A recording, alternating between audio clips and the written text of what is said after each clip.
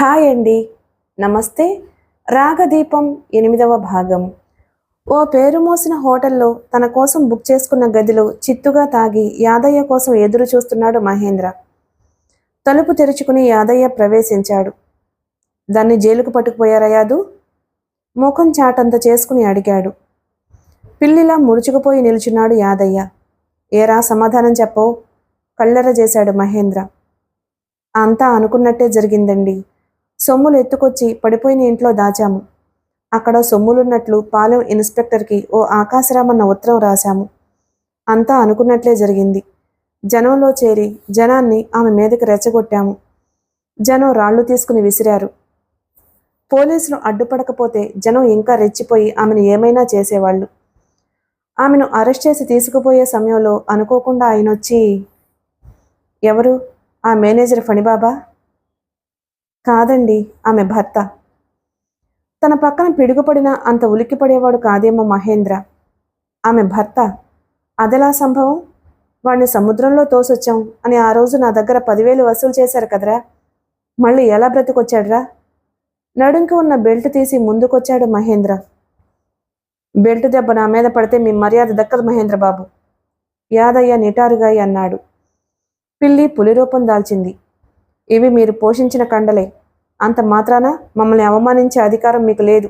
మీరు కోరినట్టు మేం పనిచేశాం. విధి మరో రకంగా వాళ్ళకి అడ్డుపడుతూ వచ్చింది. దానికి మమ్మల్ని ఏం చేయమంటారు? మీ బావని చంపి రమ్మన్నారు. చంపి సముద్రంలోకి పారేసొద్దామని పొంచి ఉన్నాం. కానీ మనుషులుండడం వల్ల వీలు కాలేదు. అతను బ్రిడ్జి మీద ఉండగా ఒంటరిగా పట్టుకున్నాం.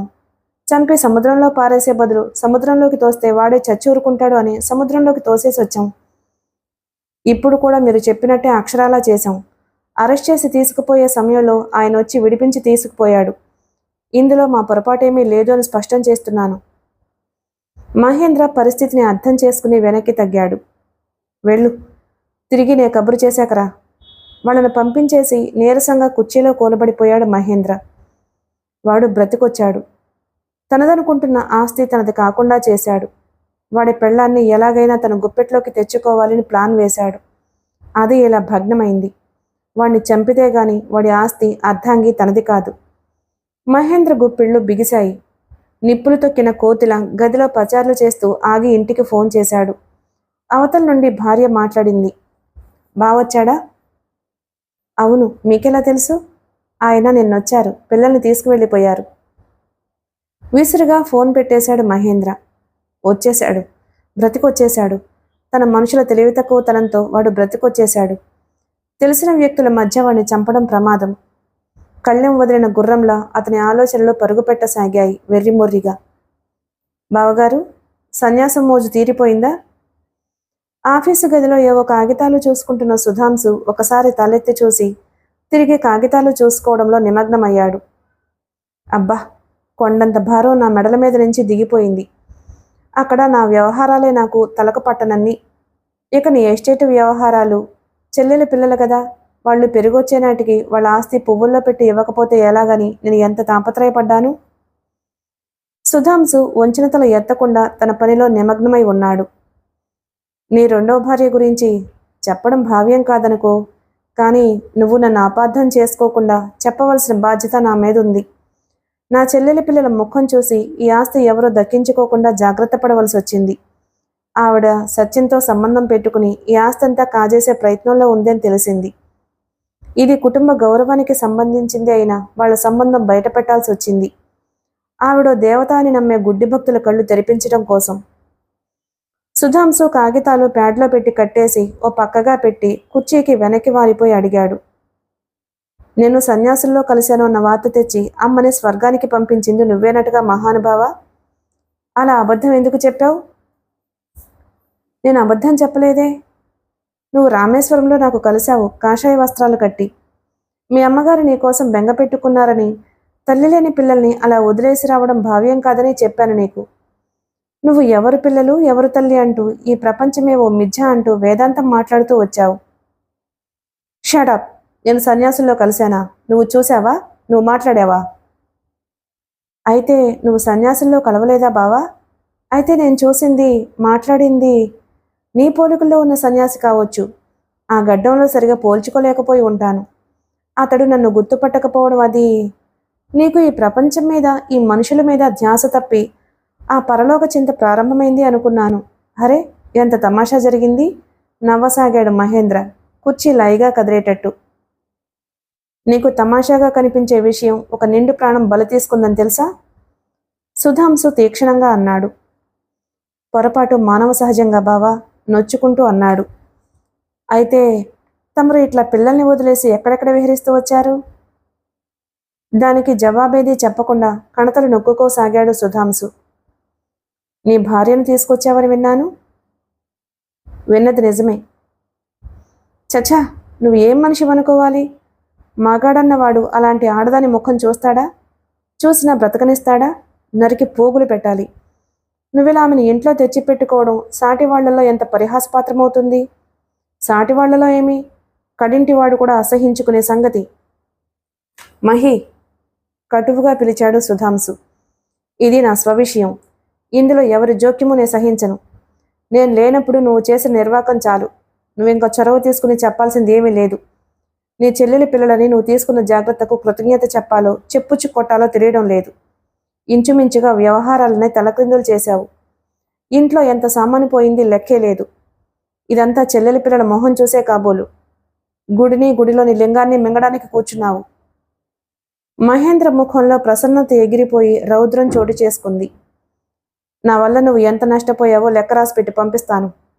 తాళం చెవుల గుత్తి అతని ముందు పడేసి లేచి విసురుగా వెళ్ళిపోయాడు. 3 రోజుల తరువాత తను పోయాక మహేంద్ర చేతిలో జరిగిన మార్పులు సరిచేసుకోవడంలో సుధాంశుకి ఊపిరి సలపనంత పనయింది. భోజనం కూడా తినడానికి తీరిక లేనట్లుగా గబగబా 2 మెతుకులు తిని కారులో వెళ్ళిపోతున్నాడు. అతడు ఇంత శ్రద్ధగా పనులు స్వయంగా చూసుకోవడం చూసిన రేణు ఆశ్చర్యానికి అంతులేదు. ఎంత మార్పు! మనోరమ లోకం నుంచి రావడం ఇష్టం లేనట్లుగా ఎప్పుడూ మేడ మీద గడిపేవారు. ఏ వ్యవహారమైనా కాంతారావే చూసేవాడు. ఇప్పుడు కాంతారావు నామమాత్రంగా సుధాంశు వెనుక ఉంటున్నాడు. అన్నీ సుధాంశు చూసుకుంటున్నాడు. ఆనాడు తనను వెంటబెట్టుకొచ్చి ఇక్కడ దిగవిడిచిన నాడు పాలెం నుంచి ఇన్స్పెక్టర్ వచ్చినప్పుడు తప్ప మరి ఒక్క మాట మాట్లాడలేదు. ఒక్కసారి కన్నెత్తి చూడలేదు. తను వెళ్ళాక ఏం జరిగిందని పరామర్శించలేదు. తన అనుభవాలు చెప్పలేదు. కాంతారావు వల్లే తెలిసింది అతడు సన్యాసుల్లో కలిశాడన్న వార్త మహేంద్ర కల్పించిందే అని. రేణుకేమిటో అగమ్యంగా అస్థిమితంగా ఉంది. తనను ఏం చేయదలుచుకున్నాడు తన భర్త? ఉష బయట తోటలో ఆడుకుని వచ్చి రేణు ఒళ్ళో కూర్చుంది. కథ చెప్పమ్మా.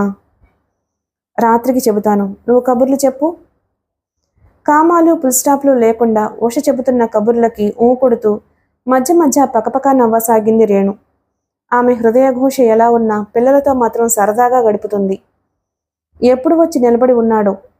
సుధాంశు అన్నాడు, ఆ పిల్లల్ని అంత చేరిక చేసుకోవద్దు. మరో 4 రోజుల్లో ఉష కాన్వెంట్కి వెడుతుంది. అక్కడ బెంగ పెట్టుకోగలదు. ఉషని కాన్వెంట్కి పంపిస్తారా? అవును, బాబుని కూడా కొత్త దాసీకి అలవాటు చెయ్యి అనేసి పైకి వెళ్ళబోయాడు సుధాంశు. ఆగండి, రేణు తీవ్రమైన స్వరంతో అంది. ఇలా పిల్లల్ని నా నుంచి దూరం చేయడంలో మీ ఉద్దేశం ఏమిటి? ఎప్పటికైనా దూరం కావాల్సిందే కాబట్టి. అంటే అంటే రేణు ఆవేశంతో ఊగిపోసాగింది. సుధాంశు ఆమె ముఖంలోకి నిదానంగా చూసి, పైకిరా రేణుక, నీతో కొన్ని సంగతులు మాట్లాడాలి అన్నాడు.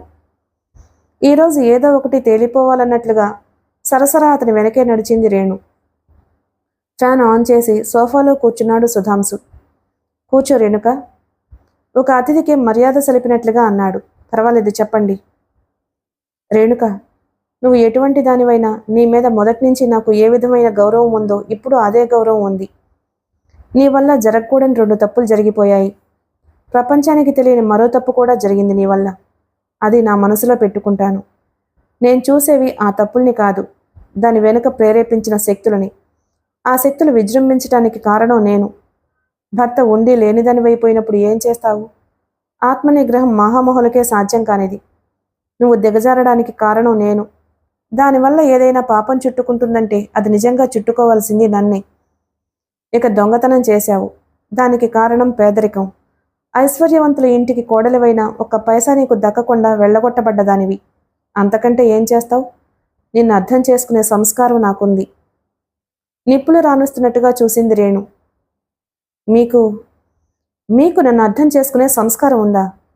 దానికి మీరు 1000 జన్మలెత్తాలి. మీకున్నది సంస్కారం కాదు, స్వార్థం. ఆ స్వార్థమే నన్ను ఏ స్త్రీ పొందకూడని దుఃఖానికి లోను చేసింది. సుధాంశు ముఖంలో ఉద్వేగం చోటు చేసుకుంది. ఒకప్పుడు నేను స్వార్థపరుణ్ణే కాని పంబం నుండి నేను ఉత్తరం రాశాను. పంబం స్టేషన్ మాస్టర్ అడ్రస్ ఇస్తూ. దానికి నీ దగ్గర నుంచి ఏ భర్త పొందని జవాబు పొందాను. అతడి పెదవులు అంతులేని నైరాస్యంతో నవ్వాయి. ఏమిటి మీరనేది? నాకు కొంచెం అర్థమయ్యేటట్టు చెప్పండి. నన్ను పట్టిన మనోరమ భూతం వదిలిపోయిందని, నేను ఇంటికి తిరిగొస్తున్నానని పంబం నుండి నీకు ఉత్తరం రాశాను. ఎప్పుడు రాశారు? ఎప్పుడు రాశాను? నన్ను చంపడానికి పంపించావే నీ మనుషుల్ని, వాళ్ళు చెబుతారు. నేను మనుషుల్ని పంపించానా మిమ్మల్ని చంపడానికి? ఏమిటి మీరు మాట్లాడేది? కాస్త వివరంగా చెబుదురు, మీకు పుణ్యం ఉంటుంది. ఆశ్చర్యం, కోపం, దుఃఖం, ఆవేశం ఒకదాన్ని ఒకటి తరుముకురాగా మతిచలించిన దానిలా అంది రేణు. వివరాలు నాకంటే నీకే బాగా తెలుసు, నిరసనగా అన్నాడు సుధాంశు. ఒకనాడు మనోరమ ధ్యాసలో పడి ఉండి నిన్ను ఓ గడ్డి పరకలా చూశాను. అలాగే నిన్ను వదిలించుకోవాలని చూశాను. దానికి ప్రతీకారంగా నువ్వు ఆండాళ్ల మనవరాలివి, కత్తికి 2 అంచులా పదునున్న దానివి. సత్యం మోహంలో పడి ఉన్న నీకు నేను మనసు మార్చుకుని రావడం కంట్లో నలుసులా కలతపెట్టి ఉంటుంది. అందుకే యుక్తిగా నన్ను తొలగించుకోవాలి అనుకున్నావు. మొండివాణ్ణి గనుక యముణ్ణి ఎదిరించి బ్రతికొచ్చాను. అబద్ధం, మీరనేదంతా అబద్ధం. మహేంద్ర నన్ను కొలటను చేసిన, ఊరి వాళ్ళందరూ నన్ను దొంగను చేసిన అర్థం ఉంది. కానీ మీరు నన్ను హంతకిని చేయడంలో అర్థం లేదు అరిచినట్లుగా అంది. నువ్వు దొంగవి కొలటివి అనే లోకానికి తెలుసు, హంతకివి కూడా అని తెలిసింది నా ఒక్కడికి.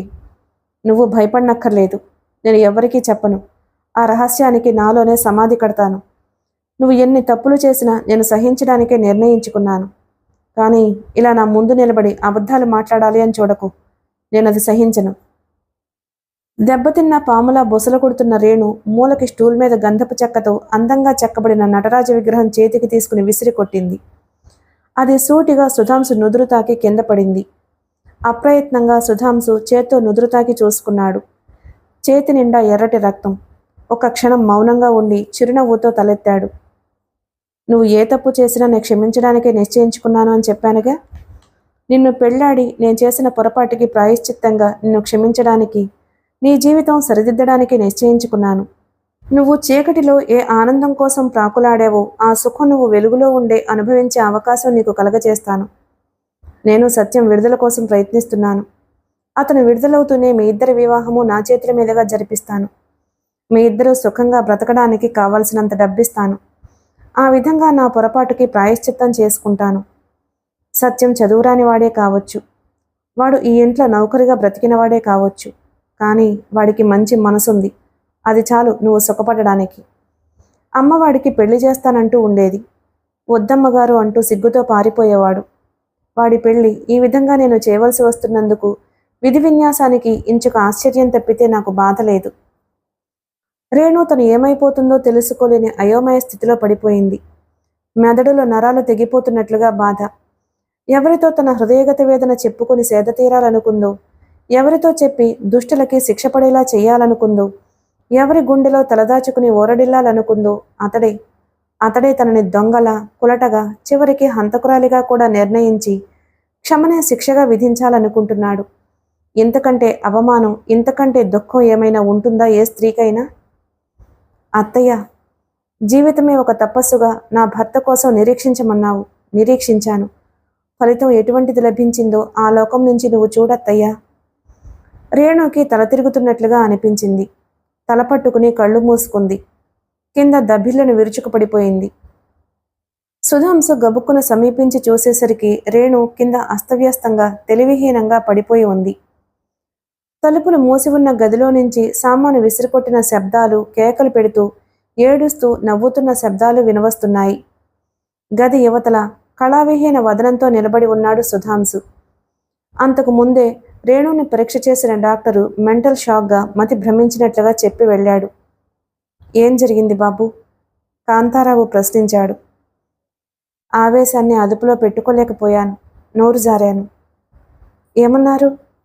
కాంతారావు స్వరంలో ఆతృత. దొంగవి అన్నాను, పతితవి అన్నాను, హంతకివి అన్నాను. ఏమన్నారు? రెట్టిస్తూ అడిగాడు కాంతారావు, కళ్ళు పత్తికాయల్లా చేసుకుని. అయినా తన మీద నాకు కోపం లేదన్నాను. సత్యం విడుదల కోసం ప్రయత్నిస్తున్నానని, ఇద్దరికీ వివాహం జరిపించి సుఖంగా బ్రతకడానికి కావలసిన డబ్బిస్తానని చెప్పాను. వివరంగా చెప్పండి బాబు. సుధాంశు నుండి జరిగింది విని కాంతారావు వణికే స్వరంతో అన్నాడు, ఎంత పని చేశారు బాబు. ఆ తల్లిని అన్ని మాటలన్నారా? పురుషుణ్ణి అనిపించుకున్నారు. పేదింటి నుంచి వచ్చిందని ఆమెను మీరు చాలా తక్కువగా అంచనా వేశారు. కానీ ఆమె పేదరికం ఆమె వ్యక్తిత్వాన్ని నిగ్గుదేల్చిందే గాని చవకబారి మనిషిగా తయారు చేయలేదు. ఆనాడు అన్ని విధాల అమ్మగారు నేను పరీక్ష చేశాకే ఈ ఇంటి కోడలిగా నిర్ణయించాం. ఆమె మా అంచనాలను మించి నిలబడింది. ఇంత ఐశ్వర్యవంతుల ఇంటి కోడలై తామరాకు మీద నీటిబొట్టు చందంగా మెలిగింది. మెడలో ఆ పసుపుతాడు తప్ప ఒక్క ఆభరణము ధరించలేదు. సాదా చీరలే గాని ఒక్కనాడు ఖరీదైన చీరలు కట్టుకోలేదు. కానీ ఇంట్లో పనిపాటలు చేసేవాళ్లంటే ఆమెకు ఎంత దయో చెప్పలేము. ఎవరికి ఏ సుస్థి చేసినా, ఏ కష్టం వచ్చినా కన్నతల్లిలా పరామర్శించి ఆదుకునేది. సత్యానికి ఆమెకు ఏ కుచ్చితిలో సంబంధం కట్టారని మీరెలా నమ్మారు బాబు?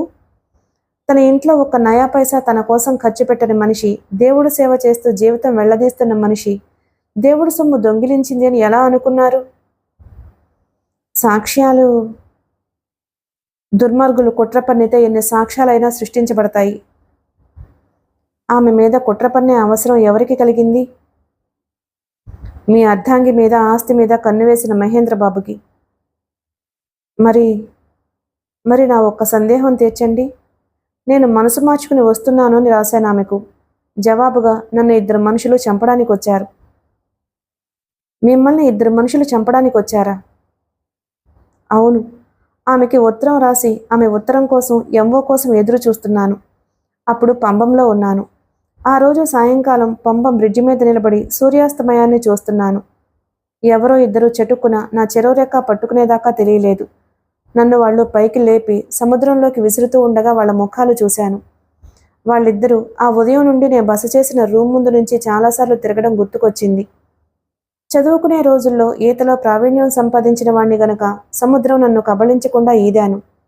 కానీ తీరాన్ని చేరుకోక ముందే స్పృహ తప్పిపోయాను. ఆ తర్వాత స్పృహొచ్చింది.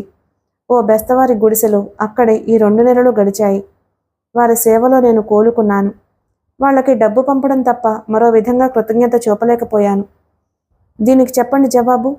నా అడ్రస్సు రేణుకకు మాత్రమే తెలుసు. ఆ ఉత్తరం ఆమెకే రాశాను.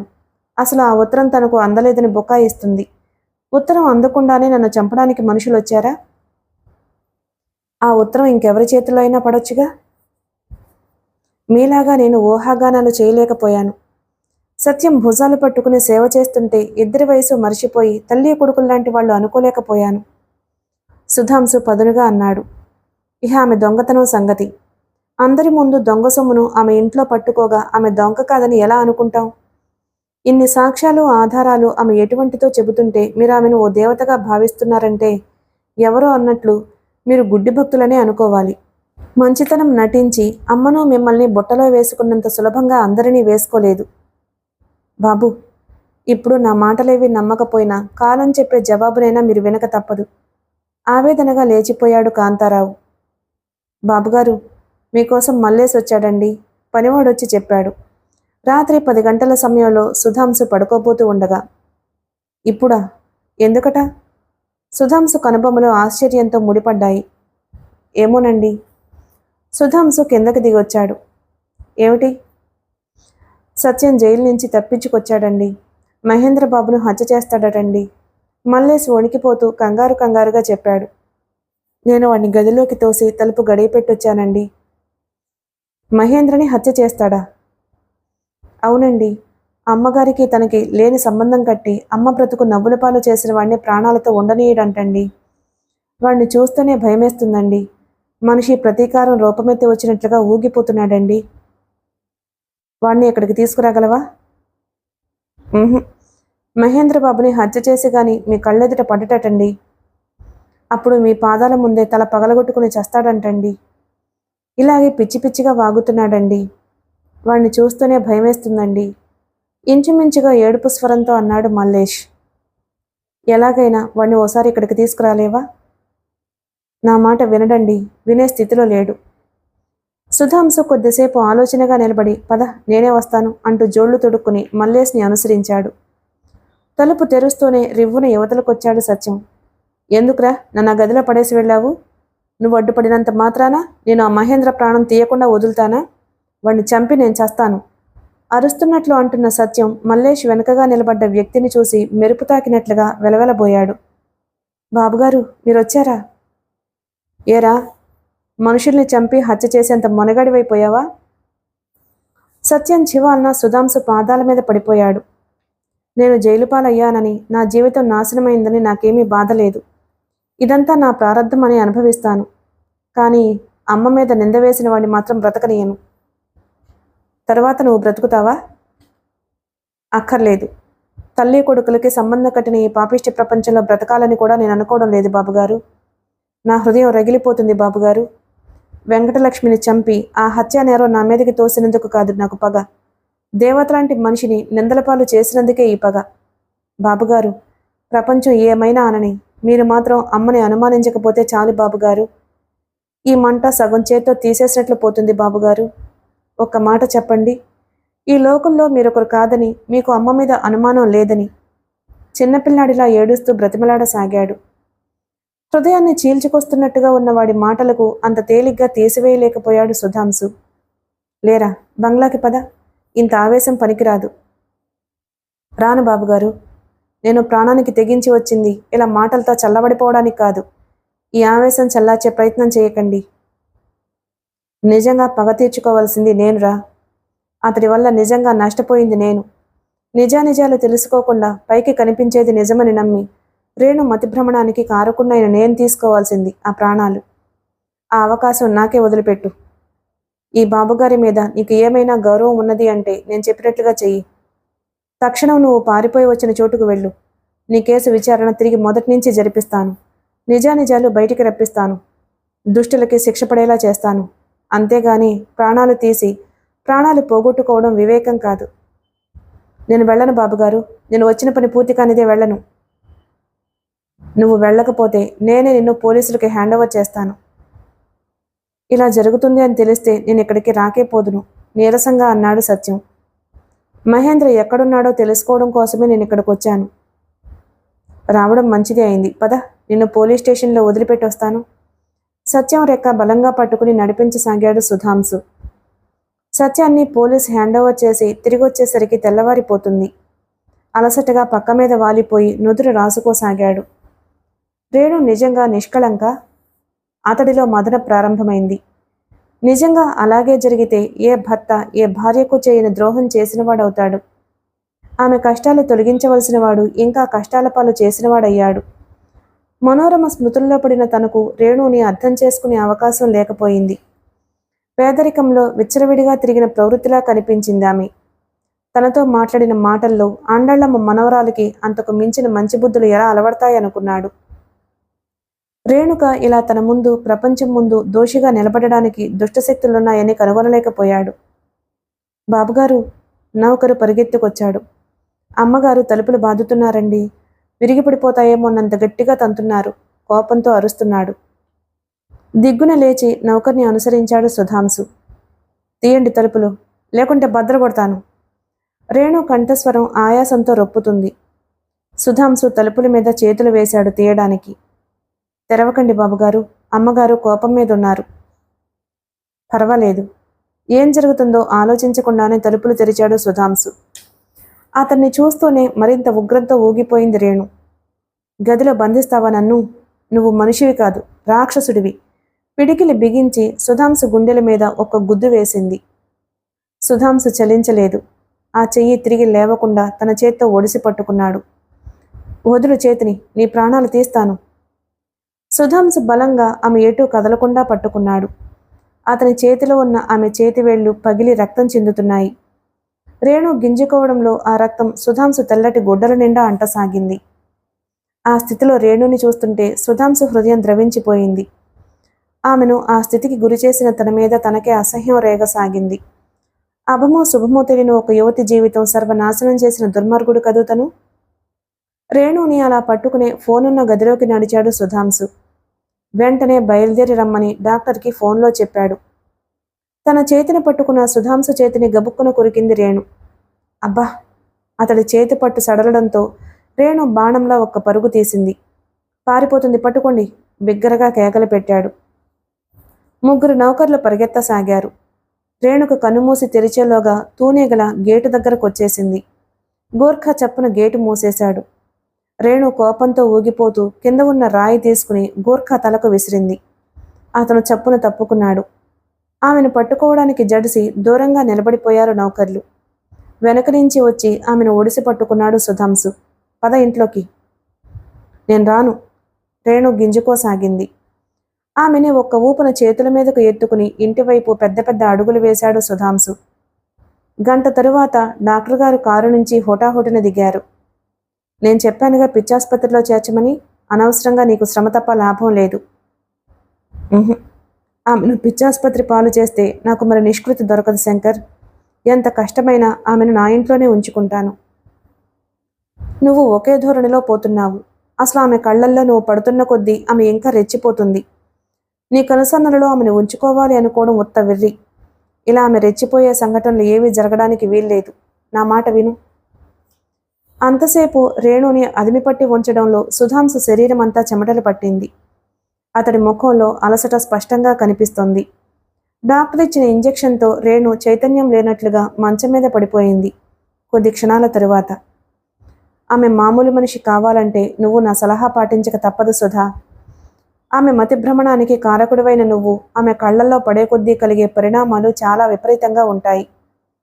ఆమె పిచ్చి చేతులు దాటిపోకముందే మనం తీసుకోవాల్సిన జాగ్రత్తలు తీసుకోవాలి. ఆమెను ఇక్కడే ఉంచి వైద్యం చేయించాలి అనుకుంటే నేను ఈ కేసు వదులుకుంటాను.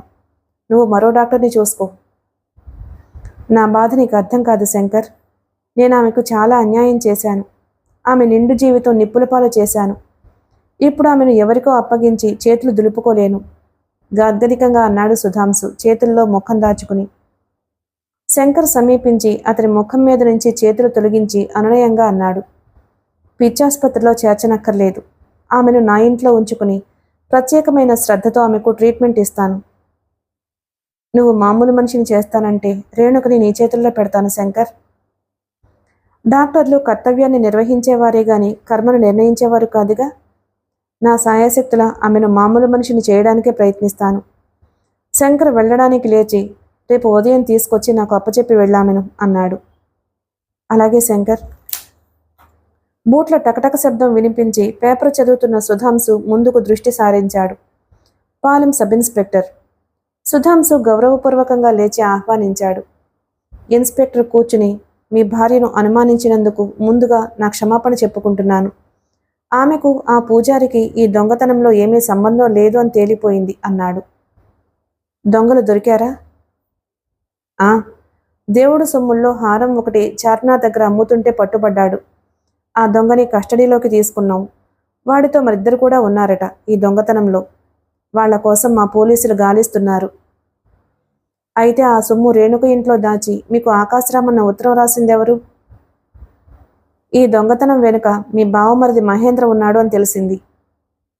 రియల్లీ? సుధాంశు విభ్రాంతి నొందాడు. ఇప్పుడే కదా తీగ పట్టుకున్నాం, ఇక డొంకంతా కదులుతుంది. ఒకసారి మీ భార్యకు క్షమాపణ చెప్పుకుని వెళ్ళిపోతాను. సుధాంశు ముఖం నల్లబడింది. ఆమె మీ క్షమాపణ వినే స్థితిలో లేదు. అంటే? Mental shock. రండి చూద్దురుగాని. ఇన్స్పెక్టర్ని రేణు ఉన్న గది దగ్గరకు తీసుకువెళ్ళాడు. కిటికీ పక్కగా నిలబడి లోపలికి చూపాడు. రేణు మంచం మీద కూర్చుని ఉంది. పిచ్చిగా ఏదో గొణుగుతుంది. కళ్ళు గోడకేసి ఎవరినో బెదిరిస్తున్నట్టుగా చూస్తున్నాయి. ఇలా జరగడానికి ఆకాశరామన్న ఉత్తరం ఆధారంగా ఆమెను దొంగగా పట్టుకుని మేము ఆమె మెంటల్ షాక్కి కారణం కాలేదు కదా? ఇన్స్పెక్టర్ పేలవమైన స్వరంతో అన్నాడు. మీరు కాదు కారణం. ఇందులో మీరు బాధపడేది ఏమీ లేదు. మీ డ్యూటీ మీరు చేశారు. మరి ఇప్పుడు నేను ఏమీ చెప్పలేను. తీగ మీ చేతిలోనే ఉందిగా, డొంకంతా కదులుతుంది. అప్పుడు నేను వస్తాను అందులోకి. నా భార్య కథంతా వస్తుంది. చిన్న రిక్వెస్ట్, మీకు పట్టుబడ్డ ఆ దొంగల ఫోటోలు నాకు కావాలి. రేపు పంపిస్తాను. వెంకటలక్ష్మి హత్య కేసు సందర్భంగా, చోరీ కేసు సందర్భంగా మహేంద్రకు అరెస్టు వారెంట్ ఇవ్వబడింది. కానీ మహేంద్ర పోలీసుల కళ్ళల్లో దుమ్ము కొట్టి తిరుగుతూ ఉండగా కారు యాక్సిడెంట్ జరిగింది. 2 కాళ్ళు పోయి, ఒక కన్ను చితికిపోయి ప్రాణాపాయ స్థితిలో ఉన్నాడని గ్రహిస్తూనే తన పాపాలకు పరలోకపు భయం పట్టుకుందతన్ని. చేసిన పాపం చెప్పుకుంటే పోతుందంటారు. సుధాంశుకి కబురంపి తప్పులన్నీ ఒప్పుకున్నాడు మహేంద్ర. నువ్వు నన్ను క్షమించానని ఒక్క మాట చెప్పు బావా, నా పాపం సగం కడుక్కుపోతుంది. తప్తస్వరంతో దీనంగా వేడుకున్నాడు మహేంద్ర.